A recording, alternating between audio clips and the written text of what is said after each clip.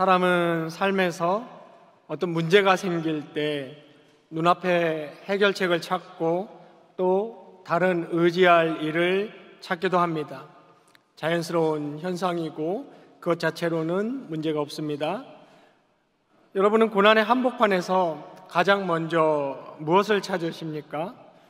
오늘 함께 살펴볼 시편 63편에서 다윗은 인생의 광야에서 가장 본질적인 갈망이 무엇인지 우리에게 보여주고 있습니다.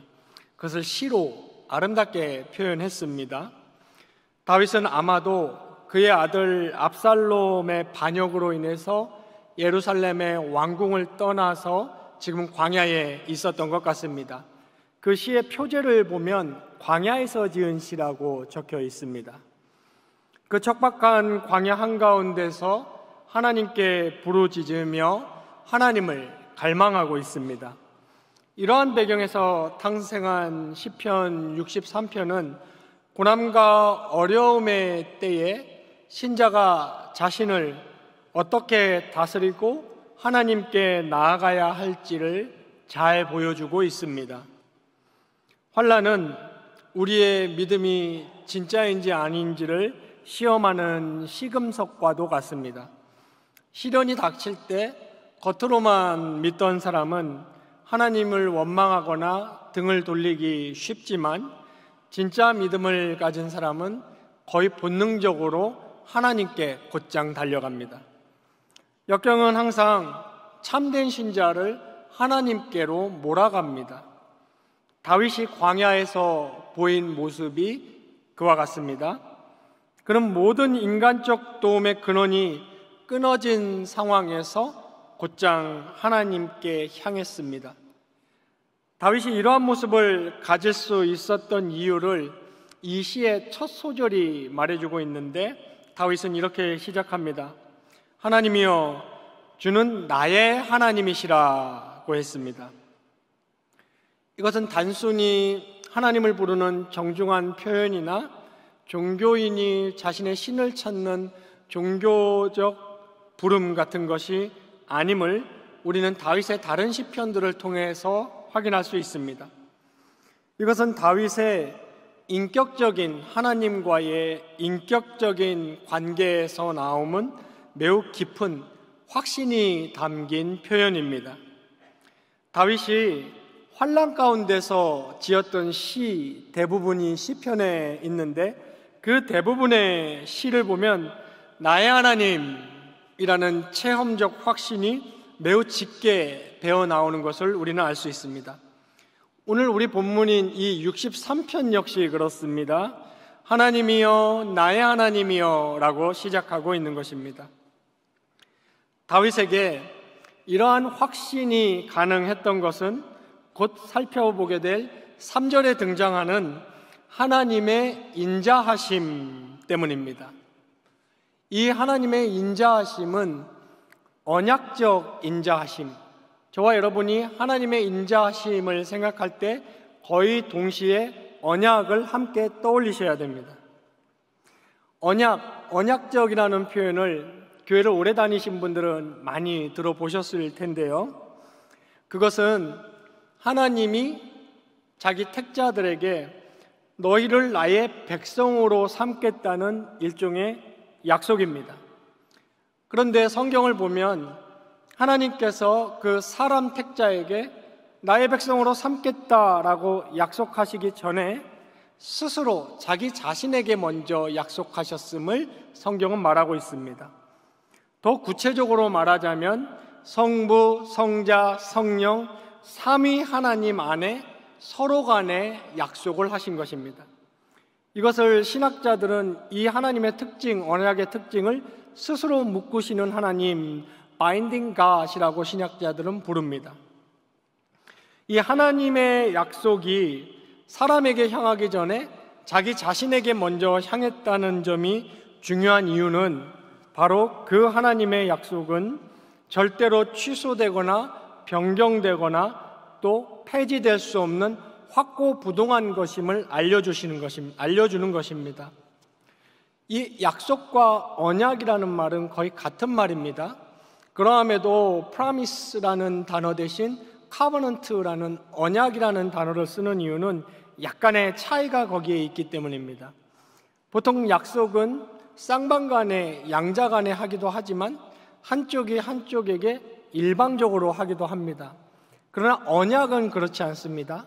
반드시 양자가 있고 쌍방이 있으며 거기에 반드시 조건이 있습니다. 그래서 약속과 조금 구분해서 굳이 언약이라고 부릅니다. 이 언약은 고대 근동지방의 개인이나 부족, 국가 간에 있었던 흔한 일입니다. 오늘날도 마찬가지입니다. 그러나 역사를 보면 개인 간에 맺었던 언약이나 부족이나 심지어는 국가 간에 맺었던 언약도, 심지어는 동맹국 간에도 언젠가는 그 언약은 깨집니다. 한쪽이 어기고 조건을 이행 안 하고 폐지되는 것이 인간 언약의 특징입니다. 그러나 하나님이 인간과 언약을 맺으시기 전에 스스로 자신에게 이 언약을 맺으셨다는 점은 인간 역사에 나오는 언약과는 달리 폐지되지 않고 취소되지 않고 변하지 않는다는 점을 보여준다는 데에 있습니다. 그래서 하나님은 스스로 자신에게 언약하셨다는 이 언약 사상이 매우 중요한 것입니다. 다윗은 지금 자신을 향한 하나님 언약의 그 성격을 잘 알고 있습니다. 그 무엇보다 다윗은 체험적으로 그것을 많이 체득했던 사람입니다. 그래서 다윗은 어떤 상황에서도 지금 이 시를 짓는 상황처럼 자신의 심령이 약해져 있는 상황에서도 자신의 처지와는 아랑곳하지 않고 곧장 하나님께로 달려갈 수 있으며 나의 하나님이라고 부를 수 있는 것입니다. 그리고 그 언약적 확신 위에서 하나님께 자신의 간구를 하고 있는 것입니다. 곧이어 다윗은 그 하나님을 영원히 갈망하고 자기 육체가 앙모한다 그랬습니다. 앙모한다는 말은 간절히 찾는다라는 말입니다. 자신의 하나님을 향한 영혼과 육체, 이것은 즉 전인적인 갈망을 말합니다. 우리도 보통 사람이 어떤 대상이나 그 무엇인가에 전념할 때, 진심일 때 흔히 이런 표현을 씁니다. 몸도 마음도, 몸과 마음을 다해, 우리는 이런 표현을 씁니다. 이것은 서양도 그렇고 옛날에도 그랬습니다. 동서고금을 막론하고 사람의 자신의 전심성을 나타낼 때는 몸과 마음이라는 표현을 씁니다. 다윗이 지금 그런 전인적인 표현을 하고 있는 것입니다. 나의 영혼이 당신을 갈망하고 나의 육체도 당신을 앙모하고 있습니다. 이렇게 얘기하고 있는 것입니다. 그리고 지금 자신이 갈망하며 갈급해하고 있는 내용을 2절에서 조금 구체적으로 묘사했습니다. 2절에 보니까 내가 주의 권능, 힘입니다. 주의 권능과 영광을 보기 위하여 이와 같이 성소에서 주를 바라보았습니다 라고 얘기했습니다. 그러니까 다윗은 지금 광야에 있고 자신이 성소에서 그 하나님의 힘과 그 영광을 충만히 누렸던 때를 회상하고 있는 것입니다. 그리고 다윗은 히브리어의 키, 거기 우리말 번역에는 이와 같이라고 잘 번역했습니다. 그때 하나님의 그 힘과 영광을 충만히 누렸던 것처럼 지금도 다시 그렇게 되기를 갈망한다, 갈급해 한다는 것입니다. 그때의 그 은혜와 믿음이 지금 다시 자신에게 있어야 함을 알고 있는 것입니다. 그 하나님의 힘과 영광의 하나님 그분을 자신 마음에 충만해지기를 지금 바라고 있는 것입니다. 광야에서 먹을 물이나 음식이나 자신이 처한 위기에서 구원해 주실 손길 아닌 그 손길 이전에 그 무엇보다 먼저 하나님 그분을 갈망하고 있는 것입니다. 성경은 종종 이것을 하나님의 얼굴이라고 은유적으로 표현합니다.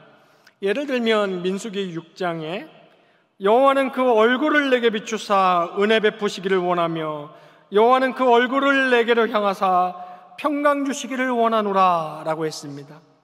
혹은 시편 27편 같은 곳에서는 너희는 내 얼굴을 찾으라 하실 때에 내 마음이 주께 말하되 여호와여 내가 주의 얼굴을 찾으리이다 하였나이다. 주의 얼굴을 내게서 숨기지 마시고 라든지 여호와와 그의 능력을 구할지어다 항상 그의 얼굴을 구할지어다 같은 표현이 그런 것입니다. 그런가 하면 성경에는 또 하나님의 손, 여호와의 오른손과 같은 은유도 등장합니다. 이때는 주로 하나님의 임재 같은 것이 아니고 실질적인 하나님의 보호, 인도, 공급, 도움 같은 것을 표현할 때 손이라는 표현을 씁니다. 그러나 지금 다윗이 갈급해하는 것은 그 하나님의 손이 아닌 하나님의 얼굴입니다. 나를 향해 비추어 주시는 하나님의 얼굴빛을 지금 다윗은 먼저 원하고 있는 것입니다. 이 하나님의 능력과 영광, 2절에서 다윗이 표현한 단어입니다. 그 하나님의 권능과 영광은 온 우주에 언제나 충만하고 완전하게 충만합니다. 이것은 객관적인 사실이고 진리입니다. 그러나 사람이 그것을 누리는 것은 언제나 이지 못하고 완전하지 못합니다. 그러나 사람이 그것을 누릴 때는 지정의 모든 것이 동원됩니다. 하나님의 능력과 영광을 알고 거기에 전적으로 동의하는 인식의 충만함과 내 감정이 그 하나님의 임재의 영광과 은혜로 충만해지는 감정의 벅참과 또 내 의지까지도 하나님을 향한, 하나님을 위한, 하나님과 동행하고 싶은 뜻, 의지로 가득하게 됩니다. 1절의 표현대로 마르고 황폐한 땅에서 다윗이 지금 먼저 원하고 있는 것은 물이나 음식이나 자신을 지원해 줄 병력보다 그 이전에 2절의 표현대로 하나님의 권능과 영광을 보는 것입니다. 이것은 아는 것이고 다시 충만해지는 것이라고 번역할 수 있습니다. 이 본다는 것은 완전히 알다, 이해하다는 뜻을 갖고 있습니다.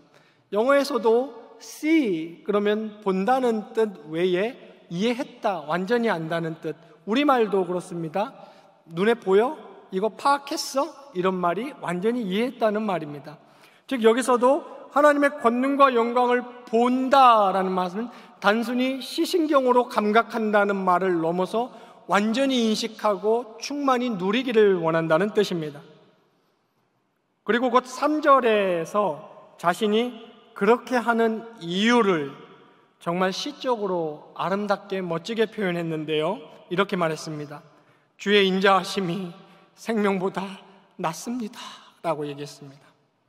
주의 인자하심이 낫다, 좋다. 여기 낫다로 번역된 말은 좋다라는 뜻입니다. 하나님이 천지 창조하시고 보시기에 좋았더라, 토브, 그 단어를 지금 다윗은 쓰고 있는 것입니다. 하나님의 인자하심이 나의 생명보다 더 좋다, 더 낫다, 더 귀하다는 말입니다. 여기 우리말에 인자하심으로 번역된 이 단어는 그 유명한 헤세드라는 단어입니다. 여러분도 귀에 익숙하시죠? 이 헤세드라는 단어는 성경 여러 곳에서 문맥에 따라서 번역이 조금씩 달라집니다. 사랑, 자비, 은혜, 인자, 어느 대목은 의리라고 번역하기도 했습니다.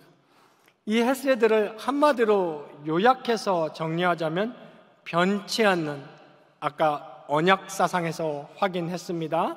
인간들과는 달리 변치 않는 하나님의 사랑, 하나님의 자비입니다. 그래서 이 인자하심이라는 그 대목을 영어 역본들에서는 love라고 그냥 번역했습니다. ESV는 steadfast love, 그래서 변치 않는 이것을 강조해 놓았습니다. 지금 다윗이 회상하고 있는 성소에서 그 바라본다는 그 하나님의 능력과 영광, 이것의 극대치는 바로 택자, 사람을 향한 것입니다. 그 하나님의 영광과 하나님의 힘이라는 것은 그 택자를 구원하고 인도하시는 그 사랑과 자비에서 최고치로 드러납니다. 하나님은 사랑과 능력으로 편만하신 분이지만 그것을 돌이나 태양이나 무슨 고등어나 토끼나 물이나 공기 같은 것에 최고치로 사용하지 않으십니다. 오로지 하나님은 그것을 자신이 택한 택자들에게 사용하시는 분입니다. 그리고 거기에서 하나님의 권능과 영광은 가장 찬란하게 빛나고 있습니다. 다윗은 지금 그것을 느끼고 알고 내가 충만하게 되기를 바란다라고 얘기하고 있는 것입니다. 이 인자하심, 이 헤세드가 앞서 우리가 간단히 정리해 보았던 그 언약에 기초하고 있는 것입니다. 그래서 변치 않습니다. 하나님은 변치 않는 유일한 존재이시기 때문에 그 약속 또한 변치 않는 것입니다. 이 언약적 사랑과 자비는 저와 여러분의 조건에 따라서 변하는 것이 아닙니다. 우리가 연약하고 택자가 오랫동안 하나님을 의심하고 심지어는 그 택자가 오랫동안 하나님을 반역해도 이 하나님의 헤세드는 변하지 않습니다. 우리 때문에 그 사랑이 변하는 것이 아니라 그 사랑 때문에 결국 우리가 변하고야 합니다. 그 사랑을 우리가 기억하고 알게 되고 결국 우리는 반응하여 하나님을 사랑하게 되는 것입니다. 이것이 하나님의 헤세드, 사랑과 자비의 특징입니다. 따라서 지금 다윗이 이 하나님의 인자하심이 생명보다 귀하다라고 말하고 있는 것은 생명을 진짜 생명되게 하는 것이 바로 이 하나님의 인자하심이다라는 말과도 같은 것입니다. 여러분, 생명보다 귀한 것은 없습니다. 모든 것을 다 얻는다 해도 생명을 잃는다면 무슨 의미가 있겠습니까? 그런데 다윗은 하나님의 인자하심이 이 생명보다도 더 좋다, 귀하다라고 말합니다. 왜 그렇습니까? 하나님의 그 헤세드가 없으면 생명이 유지되고 있다 해도 온전한 생명, 온전한 삶이 되지 못하기 때문입니다. 생명이 이 하나님의 헤세드에 안착되어 있지 못하다면, 이것에 딱 달라붙어서 뿌리 내리고 연합되어 있지 못하다면 성경은 말하기를 참 생명이 없다라고 얘기합니다. 목숨은 붙어 있을 수 있습니다. 목숨이 붙어 이런저런 부귀 영화를 누릴 수도 있습니다. 그러나 성경에 따르면 거기는 진정한 생명은 없는 것입니다. 그냥 생명, 비오스, 생물학적인 생명은 있을지 몰라도 성경이 말하는 쪼에, 진짜 생명, 영원한 생명은 없다라고 성경은 말합니다. 그래서 계시록 3장에서도 사도 요한이 표현하기를 살았다 하나 실상은 죽은 자다라고 말하고 있는 것입니다. 그래서 이 하나님의 헤세드, 그 사랑과 자비가 생명보다 앞섭니다. 생명보다 중합니다. 생명보다 낫습니다. 우리 생명의 본질은 그 생명 그 자체에 있는 것이 아니고 바로 이 하나님의 사랑과 자비에 있는 것입니다. 생명을 진짜 생명되게 하는 것이 바로 그것입니다.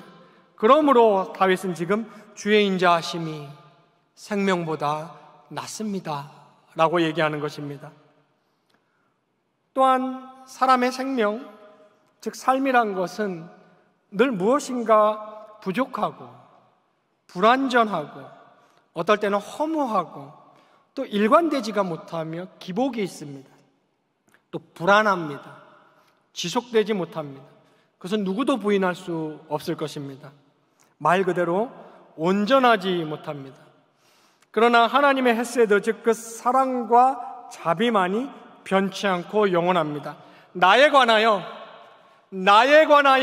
변하지 않고 흔들리지 않는 것이 한 가지 있다면 그것이 곧 하나님의 사랑과 자비, 헤세드입니다. 그래서 그것이 생명보다 낫습니다.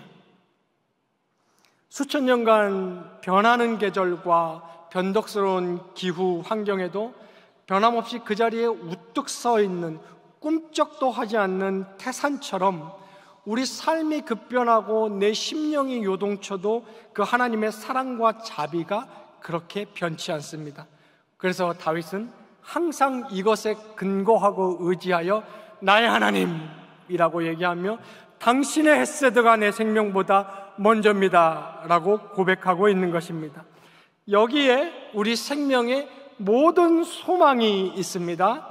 삶의 모든 결핍과 보장되지 않는 우리 앞날 가운데서도 신자들이 만족과 기쁨과 평안과 용기와 삶의 약동과 활기와 힘을 누릴 수 있는 것이 바로 이 하나님의 헤세드입니다. 그리고 이 땅에서의 죽음의 순간마저 이 생의 생이 다하고 우리가 관에 홀로 누울 때에 다 사라지고 다 없어지고 다 변하고 그 누구도 그 어떤 것도 함께 하지 못하는 그 시간에 그때도 변함없이 유일하게 나와 함께 하는 분은 주님밖에 없습니다.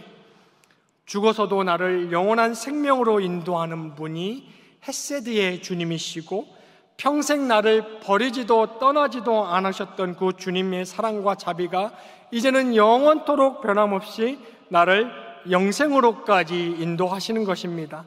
그래서 주의 인자하심이 우리의 생명보다 귀합니다. 지금 다윗은 바로 이것을 원하고 있습니다. 그래서 내가 주를 찬양한다 라고 3절에 말하고 있습니다. 1절에서 주라고만 표현했고 2절에 좀 더 구체적으로 말하기를 주의 권능과 영광이라고도 표현했고 또 그 이유를 말하고 싶을 때는 3절에 주의 인자심이라고 표현했는데 한마디로 말하자면 다윗은 지금 그 황폐한 광야에서 여러 조건과 실제적 필요 이전에 주님, 주의 얼굴, 하나님 그분을 가장 먼저 원하고 있는 것입니다. 그것으로 내 지정의가 다시 충만히 은혜로 채워지기를 바라고 있는 것입니다. 왕실에서 모든 부귀와 영화와 권력을 다 누려봤지만 그것들보다 하나님의 은혜와 헤세드로 충만한 힘이 진짜 힘임을 다윗은 체험했기 때문입니다.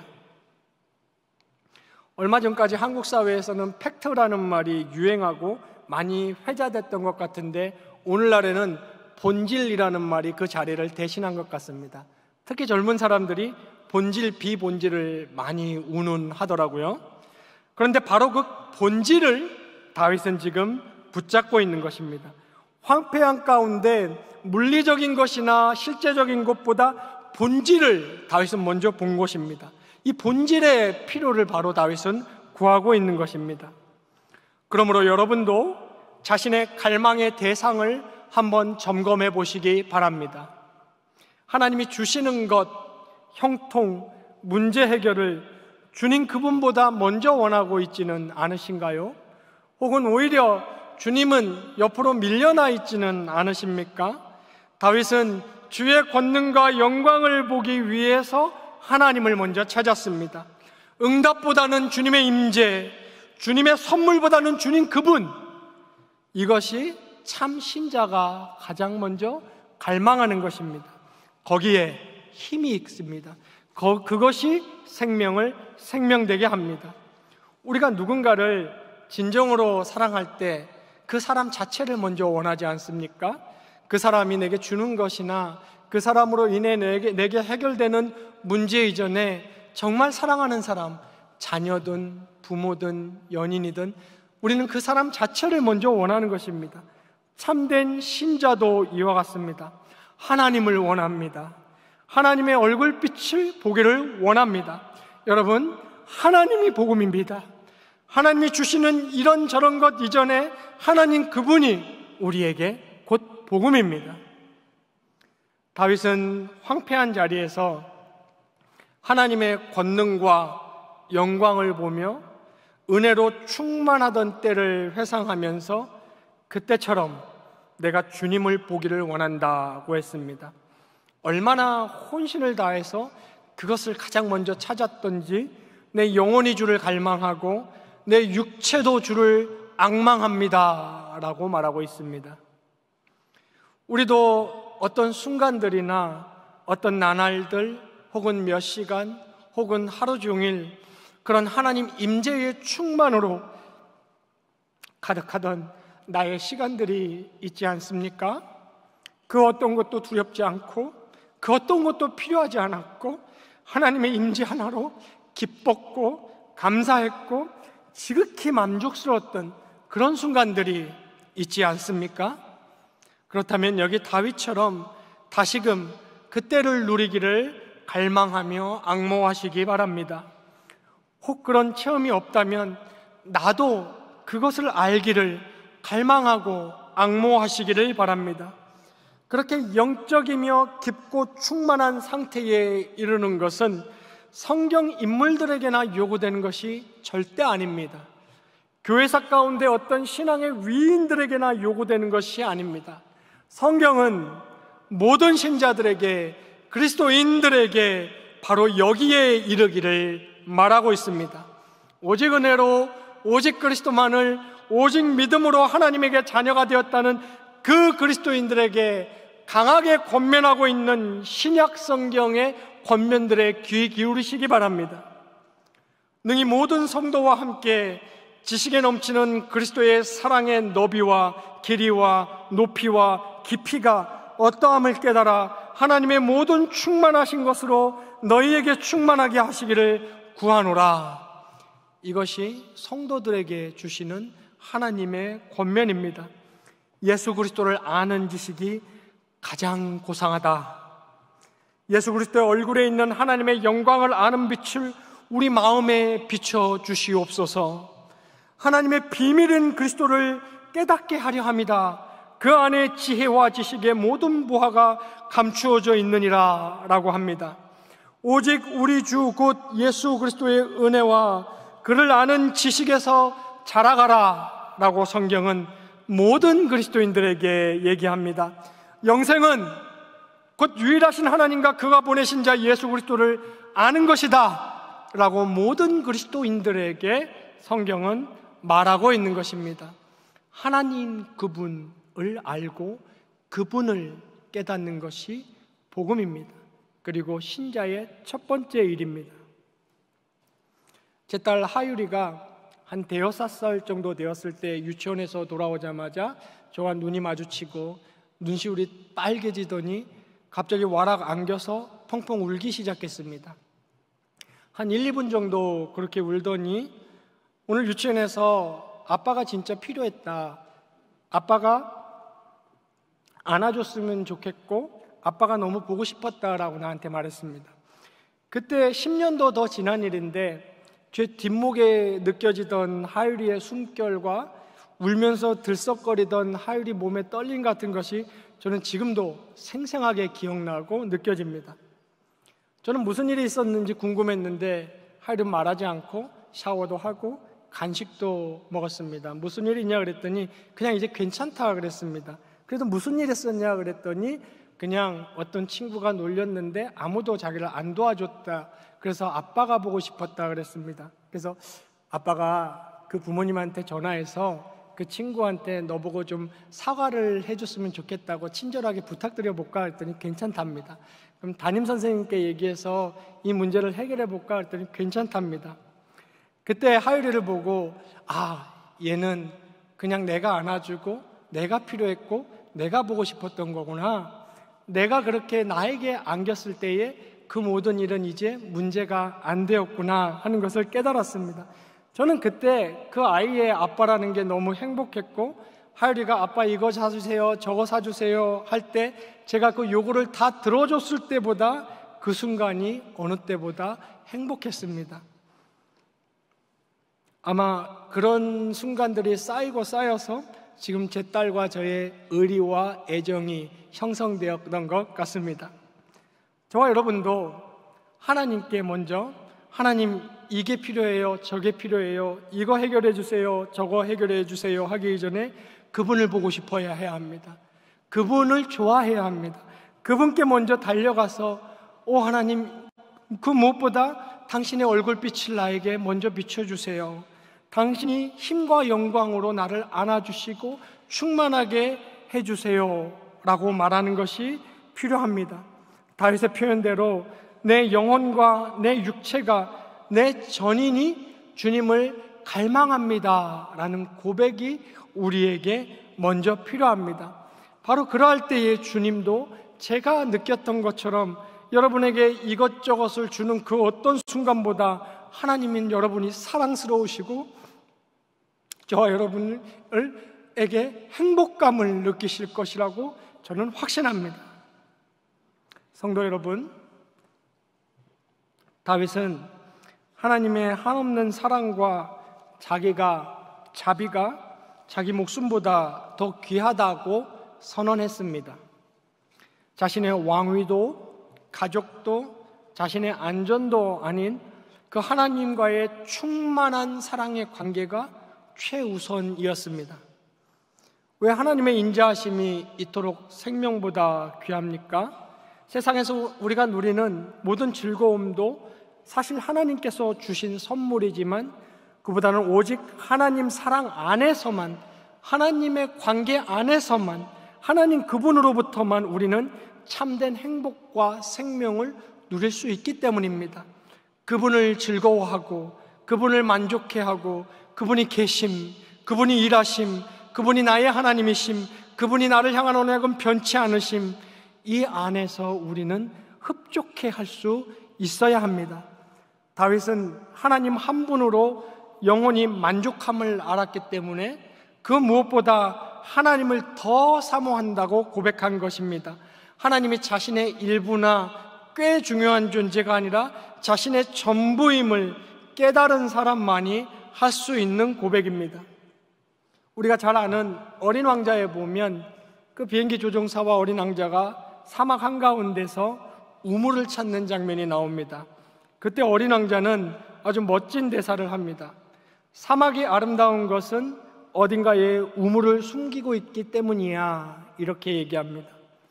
인생의 광야는 우리로 하여금 생명이신 주를 찾게 만들고 그 인생의 광야 가운데서 주를 갈망하는 사람은 반드시 생명수이신 주님을 만납니다. 그리고 그 어떤 물질과 그 어떤 도움과도 비교도 될 수 없는 만족과 평안함과 힘을, 살아갈 힘을 얻게 되는 것입니다. 다윗은 목마른 자에게 물이 생명 그 자체이듯이 하나님의 임재와 사랑을 자기가 충만히 느끼고 아는 것이 자기 생명보다 더 고귀하다고 고백했습니다. 하나님 한 분만이 그의 영혼을 살리는 참된 생명이었고 어떤 역경 속에서도 그를 붙드는 절대적 만족의 근원이 되어주셨기 때문입니다. 여러분은 지금 자신의 영혼을 위해 무엇을 갈망하고 있습니까? 혹시 우리는 하나님 대신 세상의 다른 것들로 우리 영혼의 갈증을 해소해 보려고 하고 있지는 않으신지요? 오늘 이 다윗의 고백은 우리 가슴에 뜨거운 도전을 줍니다. 참된 신앙의 자세는 하나님 그분, 하나님을 갈망하는 것입니다. 하나님의 복이나 하나님의 선물보다 하나님 그분을 사모하는 마음이 우선되어야 합니다. 마른 땅에서 목마른 사슴이 시냇물을 찾아 헤매듯이 하나님을 찾는 영혼은 반드시 하나님을 풍성하게 만납니다. 하나님은 그런 영혼을 절대 외면하지 않으십니다. 그 헌신된 영혼에 하늘의 생수로 가득 채워주시고 참된 만족을 누리게 하시는 분입니다. 주의 인자하심을 맛본 자는 이 세상 그 어떤 것으로도 대신할 수 없는 생명의 기쁨을 꼭 얻습니다. 우리도 오늘 다윗과 같이 하나님을 온 몸과 마음을 다해서 갈망해 보시기 바랍니다. 주님 한 분만으로 만족할 줄 아는 삶의 자리로 나아가시기를 애쓰시기 바랍니다. 하나님의 사랑이 우리의 생명보다 낫고 귀하고 우선됩니다.